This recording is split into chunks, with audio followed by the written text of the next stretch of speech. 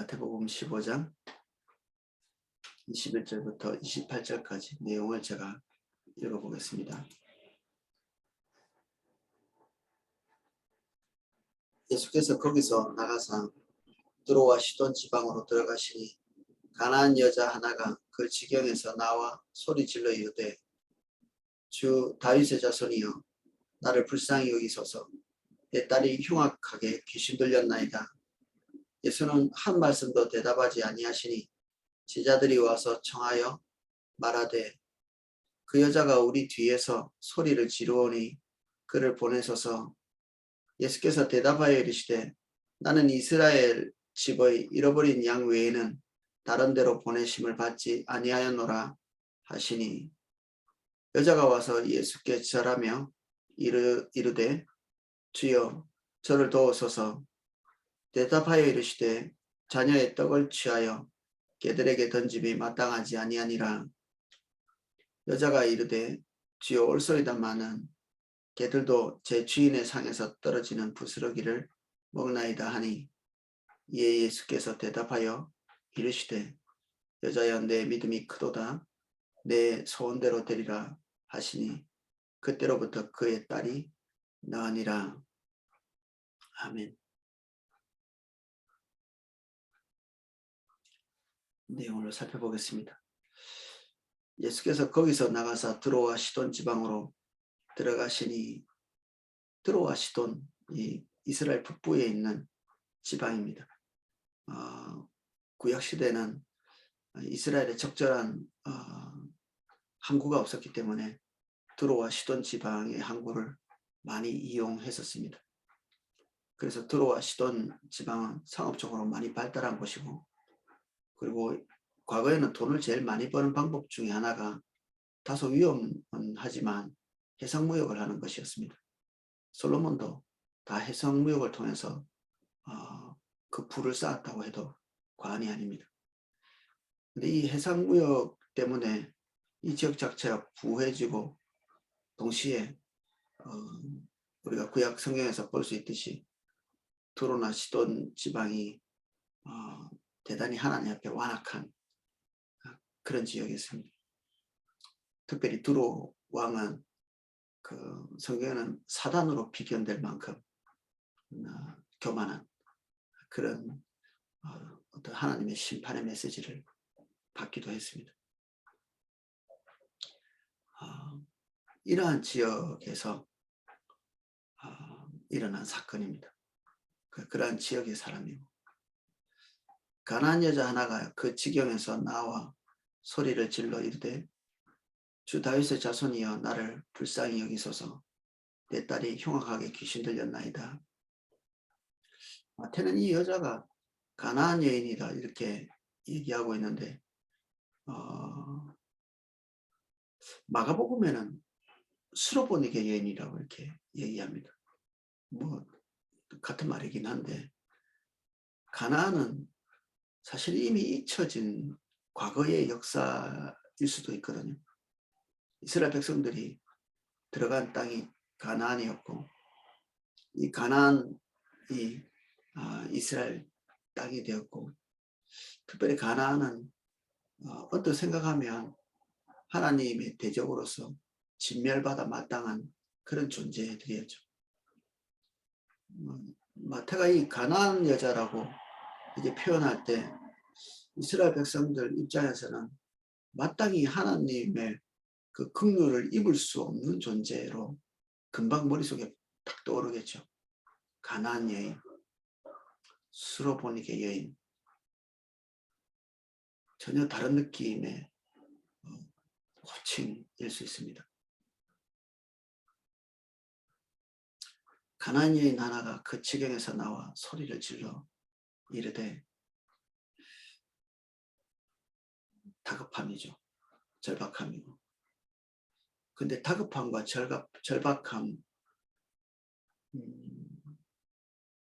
절박함이 뒤에 예수님을 부르는 두 가지 호칭으로서 이것이 개인적인 외침 이상의 것이 포함되어 있다, 유추해 볼 수 있는 면이 있습니다. 주 다윗의 자손. 주라는 호칭이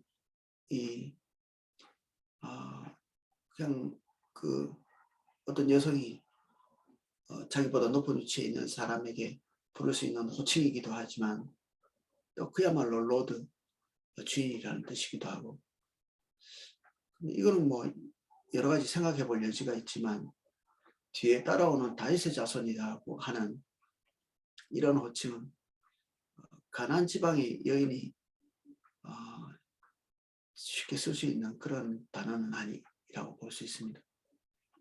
유대인이라면 성경을 익숙하게 접하면서 다윗의 자손 이렇게 말할 수 있는데 지금 이방인이잖아요. 이 여인이 성경을 쉽게 접할 수 있는 그런 위치도 아니고 그 말씀에 이렇게 기대해서 살 수 있는 그런 여건도 아닌 그런 사람이죠.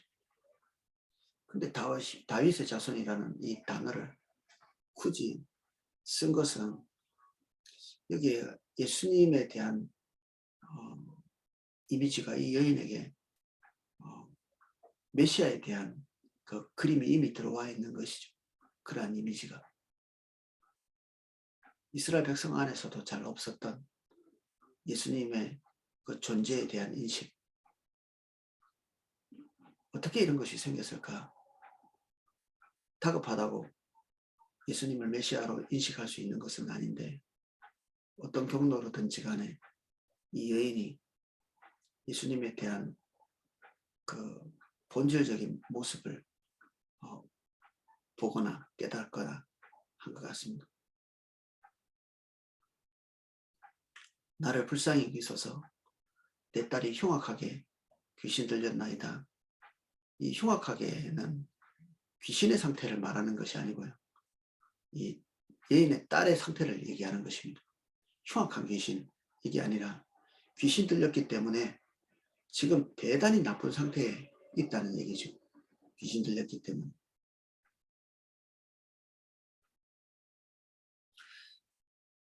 예수는 한 말씀도 대답하지 아니하시니 제자들이 와서 청하여 말하되 그 여자가 우리 뒤에서 소리를 지르오니 그를 보내소서. 예수님의 태도가 좀 유추하기가 쉽지 않습니다. 침묵하신 거죠. 이 여인은 지금 굉장히 시끄럽게 떠들고 있겠죠. 그냥 곱게 얘기하고 있는 상태는 아닐 것입니다. 제자들도 여자를 좀 보내라. 뭐 그냥 치유하지 말고 또는 빨리빨리 치유하고 뭐 어떤 걸 지금 제자들이 얘기하고 있는지 이 상황에서는 잘 모릅니다.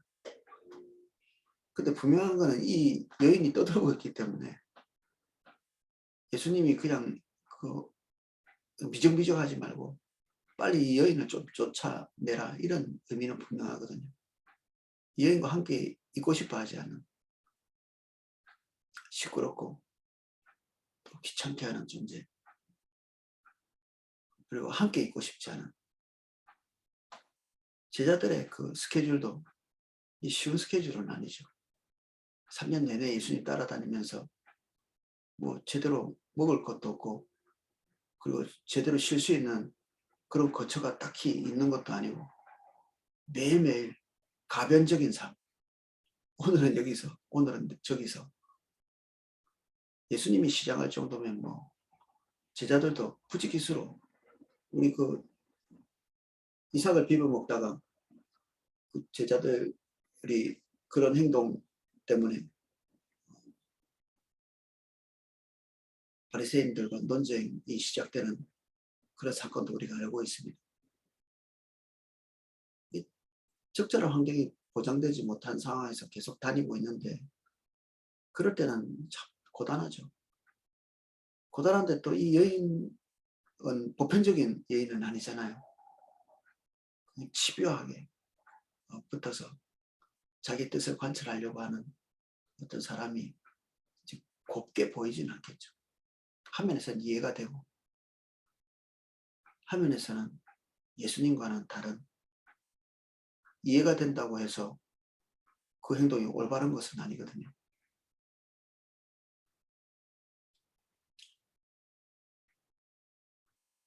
예수님은 제자들의 재촉과 이 여인의 그 간곡함, 이 사이에서 대답하지 아니하시고 침묵하십니다.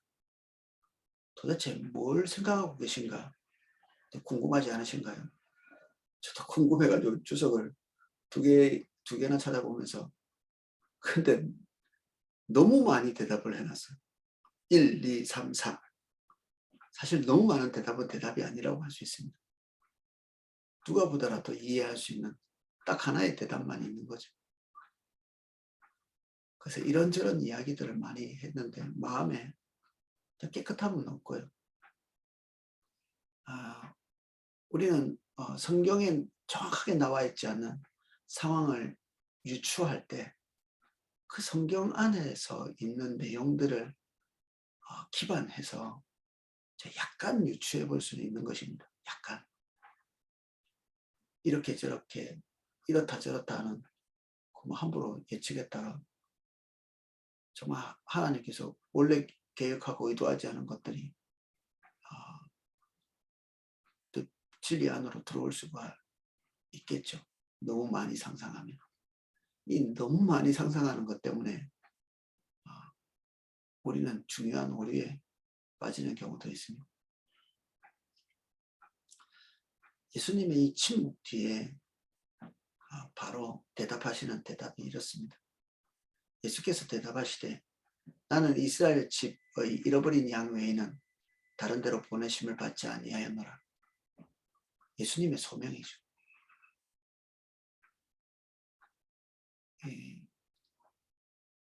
예수님이 뜻을 번복하신 것이, 제가 이걸 보면서 기본적으로는 예수님이 뜻을 번복하셨거든요. 치유하지 않겠다. 이게 예수님의 뜻인데 결과적으로는 번복하신 거잖아요. 근데 언제 또 번복했는지 이렇게 생각해 보니까 마리아가 가나안 혼인잔치에서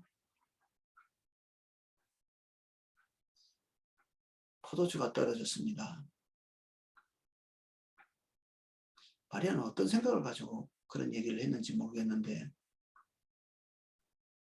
평소에도 뭐 집에서 이적을 베푸셨는지 그런 것 같지는 않고, 어쨌든 마리아가 어떤 요구를 했을 때 예수님께서 어떤 식으로든 해결을 하셨을 거라는 추측을 해볼 수 있겠죠. 마리아가 육신의 어머니로서 예수님께 어떤 요구를 했을 때 그 사건을 유추해서 볼 때는 늘 거절당했으면 예수님에게 그런 상황에서, 난감한 상황에서 상식적으로 생각해 볼 때 예수님이 풀 수 있는 그런 부분이 아님에도 불구하고 부탁을 했다는 것은 예수님의 경제 상태가 별로 좋지 않은데도 마리아의 부탁을 잘 거절 안 했다는 얘기죠. 충실하게 그 요구를 들어주신 전례가 있었다. 이렇게 볼 수밖에 없죠.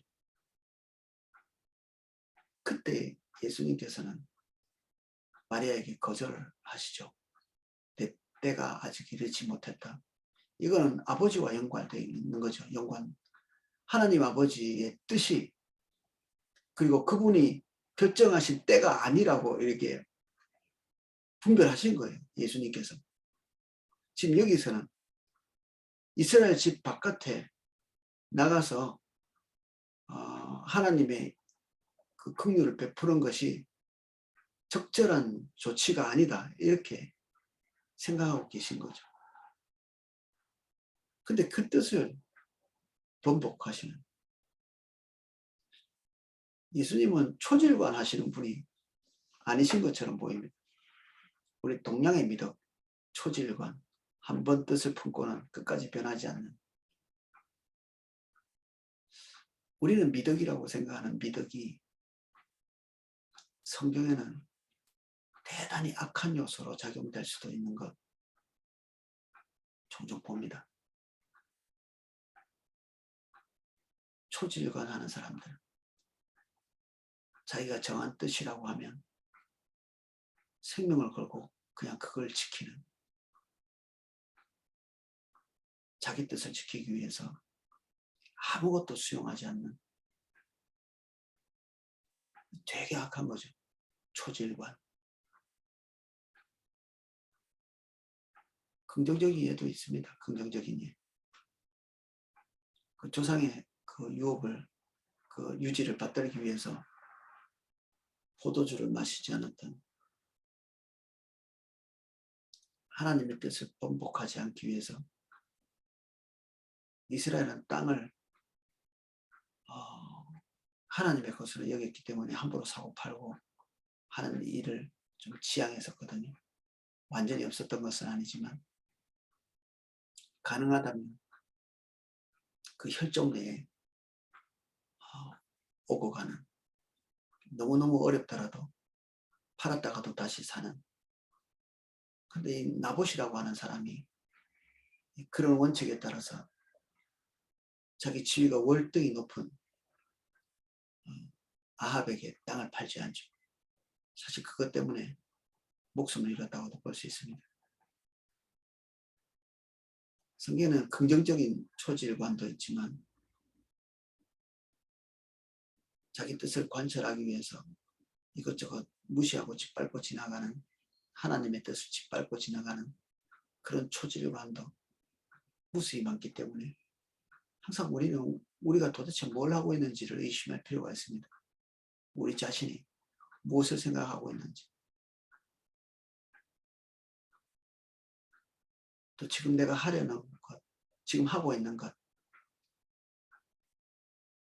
그것의 원인을 파악하는, 의심해 보는 거죠.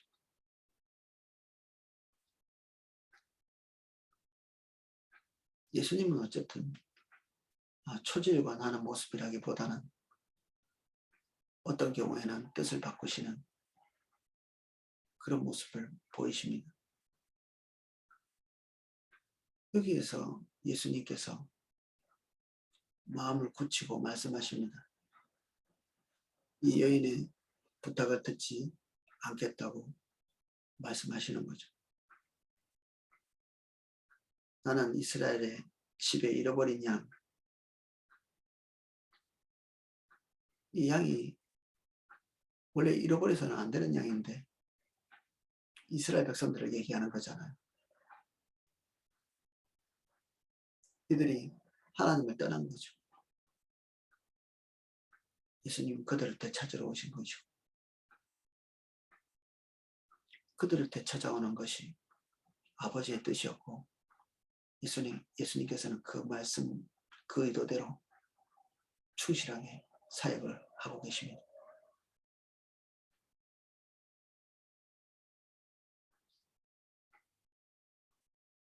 여자가 와서 예수께 절하며 이르되 주여 저를 도우소서, 자기를 완전히 낮추고 있습니다. 그리고는 말합니다. 대답하여 이르되 자녀의 떡을 취하여 개들에게 던짐이 마땅하지 아니하니라. 여자가 이르되 주여 옳소이다마는 개들도 제 주인의 상에서 떨어지는 부스러기를 먹나이다. 자녀들의 떡, 이스라엘 백성들에게 줘야 될 그 복음의 기회 또는 치유, 이런 것들을 포괄해서 얘기하는 것이고, 개들에게 던짐이 마땅하지 아니하다. 우선순위에서 밀려나는 존재들이라는 얘기죠. 예수님의 그 본인의 사역의 우선적인 순서는 이스라엘 백성에게, 이 복음의 그 우선순위, 그 이스라엘 백성이고 그 외의 민족은 그 다음, 이게 하나님의 주권이었습니다. 우리에게 복음이 와 있는 것, 이것이 하나님의 우선적인 순서는 아니었다. 이스라엘 백성들이 하나님의 우선적인 선택이었다.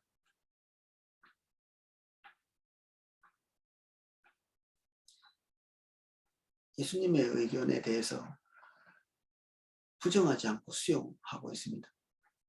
꼴소이다 이렇게 하면서.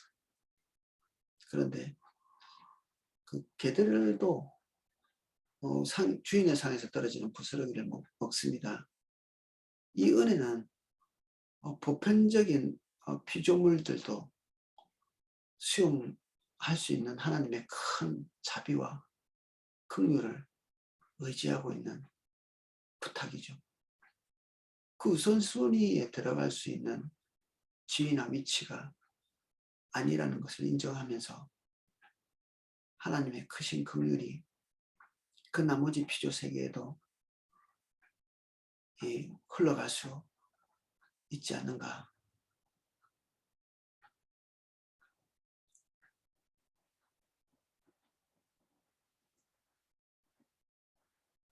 옳은 말이었죠. 옳은 말. 예수님께서는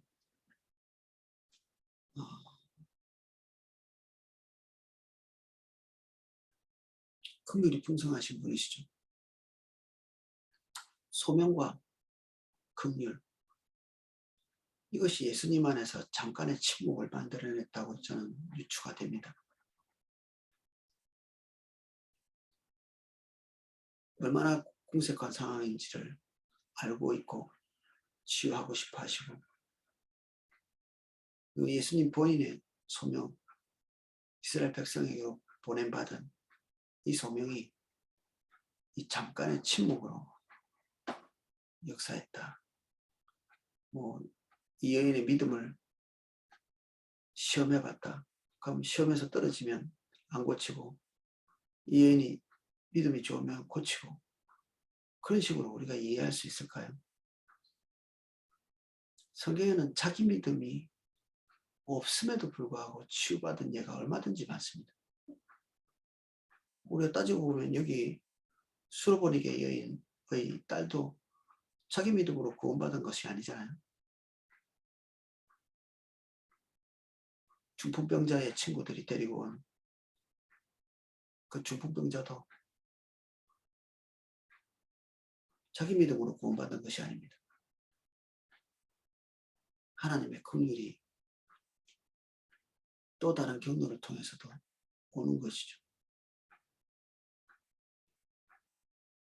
육신적인 구원이 꼭 영적인 구원을 말하는 것은 또 아닌 것을 우리가 생각해 둘 필요는 있습니다.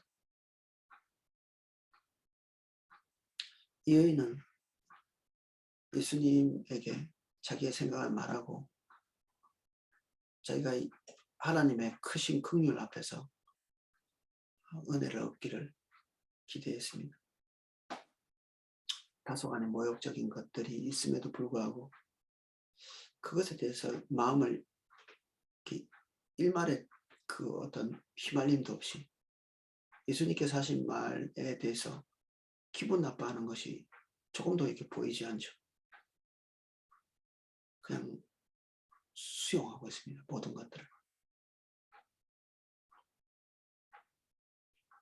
27절에 말한 이 여인의 말에 대해서 예수님의 반응이 아주 대단히 크십니다. 예수께서 대답하여 이르시되 여자여 내 믿음이 크도다. 여자여, 여기는 오라고 하는 감탄사가 포함되어 있는 호칭입니다. 감탄사. 예수님이 깜짝 놀라시는 긍정적인 의미로. 그 기묘하게도 이방인이었던 백부장에게도 믿음을 칭찬하시는 내용이 있거든요. 이 여인에게서는 백부장보다 더 한 발 더 나간 그런 감탄이 있으십니다. 여자야 내 믿음이 크도다. 내 소원대로 되리라. 그때로부터 그의 딸이 나으니라. 우리는 귀신 들리고 상태가 흉악하게 되면 되게 이제 어렵고 영성이 엄청 높은 사람이 와서 주 예수의 이름으로 명하노니 떠나가라고 축사를 하고 막 이렇게 해야 될 것 같은데 축사에 대한 흔적도 여기 없죠. 사단이 뭐 만만한 존재는 아니라고 할 수 있습니다. 만만한 존재. 근데 우리가 생각하는 것보다 별 볼 일 없을 수 있습니다. 사단이. 음부의 권세가 이기지 못할 그 큰 능력이 이미 예수님으로부터 교회에 와 있고, 우린 교회 안에서 그의 공동체가 어둠의 세력과 대립할 때 얼마든지 승리할 수 있는, 이미 머리가 깨트려져 있는 실제적인 능력은 없는, 하나님의 진리를 뒤틀고 순종하지 못하게 유혹하는 유혹자로서 존재하지, 그렇기 때문에 우리의 삶에 억압이 있는 것이지, 사단이 능력 있고 파워가 막 엄청나가지고 우리에게 해로운 일을 하는 것이 아닙니다. 우리는 그 유혹을 받아서 우리 스스로가 하나님의 은혜를 입지 못할 자리에 스스로 가서 서 있는 것입니다. 사단은 우리가 생각하는 것처럼 그렇게 그냥 무소불위의 능력을 가지고 있는 그런 존재가 아닙니다. 처음 상태는 사단에게 흉악하게 고통받는 자로 나오지만, 이 뒤에 종말은 응급조차 없죠. 치료되었습니다. 예수님이 뜻하시는 그 순간에 어둠을 보고 쫓아내는 행위를 조금도 하지 않고 이 여인은 예수님만 봅니다. 예수님은. 문제 자체에 집중하기보다는 그 문제로 인해서 주님께 가고, 이런저런 해결책을 모색한다기보다는 예수님 한 분 붙들고 있죠.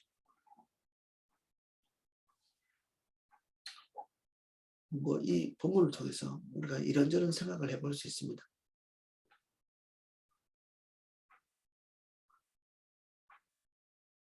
예수님의 침묵이 저는 제일 주목이 되는 부분이고, 그 소명, 하나님께서 말씀하신 그 테두리 안에 머물고자 하는 예수님의 어떤 거룩한 집착,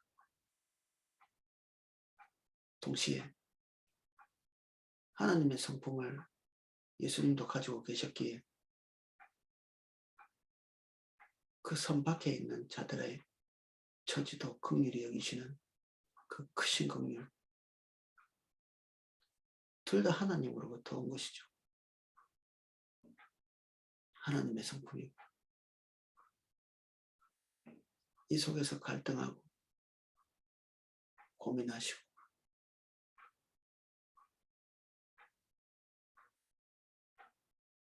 이 여성을 내려다보면서 이미 호주머니에 이게 돈 한 푼 던져주듯이, 네가 내 마음에 들면 내 호주머니에 있는 이 떡을 던져주마, 그런 식의 거만한 태도를 우리가 상상해 볼 수 없습니다. 예수님은 순결하시고 온전하시고, 그리고 높은 곳에서 사람을 떠보시는, 그런 사단이 나는 일이죠. 우리를 떠보는, 빌미가 생기면 여차없이 우리 의지와 상관없이 밀고 들어와 우리의 삶을 파괴하고 훔쳐가고 무너지게 만드는, 예수님은 한 사람 한 사람에 대해서 인격성을 존중하시고 그렇게 대면하시고 순전한 마음으로 사랑하시고, 대적자들에게도 마지막까지 그들에게 기회가 박탈되지 않기를 원하시는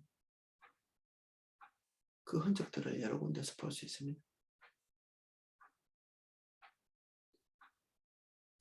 예수님은 관계에 있어서 정말 평안이 되시는 분이십니다.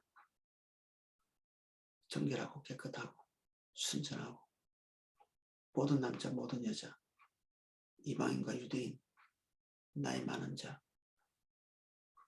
또 자기 혈족 제자들,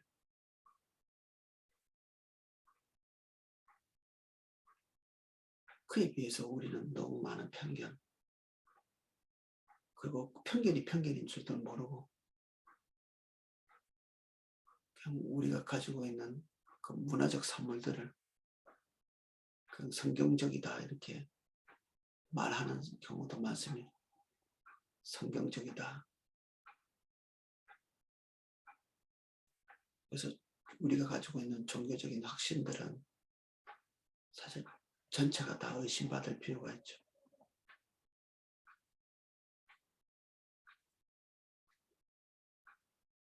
오늘 여기까지 살펴보겠습니다.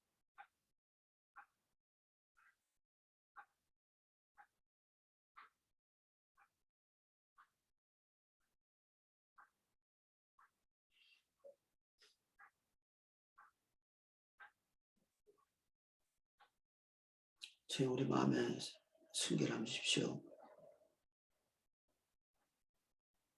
아버지의 뜻과 아버지의 성품으로 우리를 충만히 채워주십시오.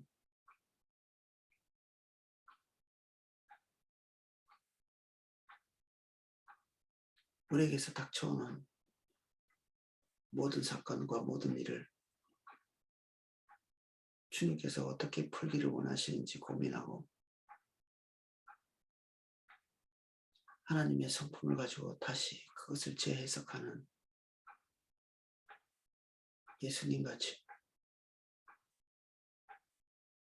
우리의 시선과 판단이 항상 선하기를 간구합니다. 우리의 좁은 확신을 믿음으로 오해하지 않게 해주시고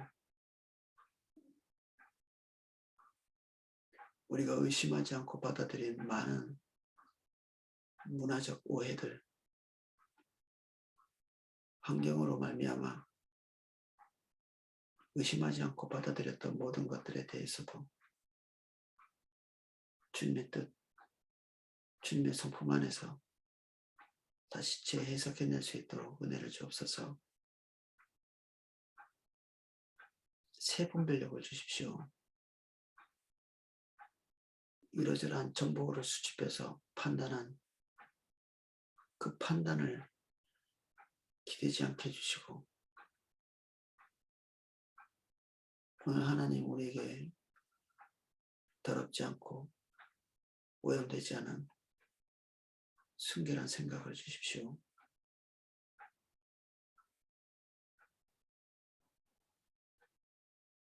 가장 선하신 하나님의 길을 따라갈 수 있게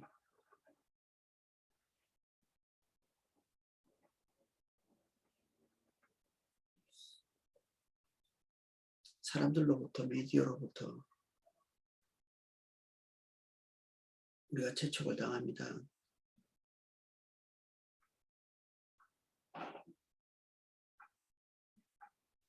우리에게 닥쳐오는 번잡한 모든 일들 그들의 재촉과 함께 판단하지 않게 해주시고 오늘도 주님 바라보고 주님의 의중을 묻고 주의 뜻에 따라 결론 내리고 그 결과를 붙드는 저희들 되게 해주십시오.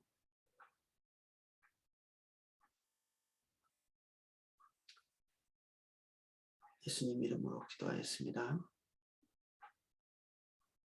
아멘.